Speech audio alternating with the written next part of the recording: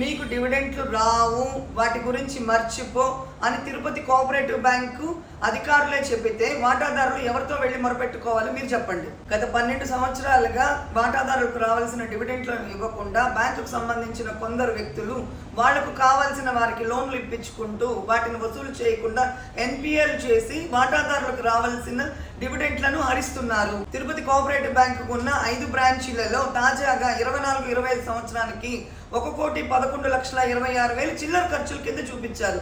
అంత ఖర్చు ఎందుకు అయింది, దాని వివరాలు తెలియాలి.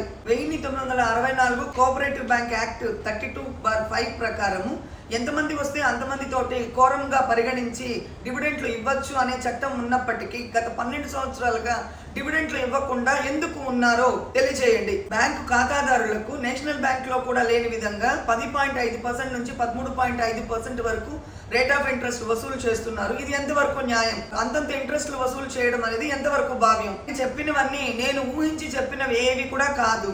బ్యాంకు వారు ఇచ్చిన వార్షిక నివేదికల్లోని విషయాలను విశ్లేషించి చెబుతున్నవి. తిరుపతి కోఆపరేటివ్ బ్యాంక్ వాటాదారులరా, ఇప్పటికైనా మేల్కోండి. మన డబ్బు అది. దీనికి సంబంధించి ఇంకా వివరాలు మీకు ఏమన్నా కావాలి అనుకుంటే ఈ అకౌంట్ కి మెసేజ్ చేయండి, మేము ప్రయోగిస్తాం. అందరూ కలిసి పోరాడి మన డివిడెంట్లను తెచ్చుకుందాం.